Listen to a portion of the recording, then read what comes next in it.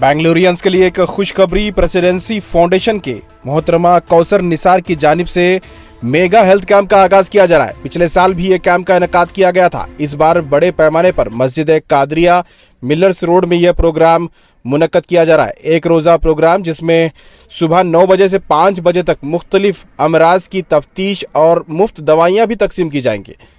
इस mega camp का फायदा उठाएं। तमाम लोगों से गुजारिश की गई है कि इसी इतवार 30 जून को सुबह 9 बजे से 5 बजे तक इस मेगा हेल्थ कैंप का फायदा उठाएं। तमाम लोग मुख्तलिफ अमराज की जानकारी और उसकी दवाइयां भी मुफ्त हासिल कर सकते हैं। ईदगाह कुद्दूस साहब मिलर्स रोड मस्जिद कादरिया के अहाते में ये मेगा हेल्थ कैंप मुनक्कद किया जा रहा है। तमाम लोगों से गुजारिश है कि इस वीडियो को दूसरों तक पहुंचाएं ताकि तमाम लोग इसका फायदा उठा सकें।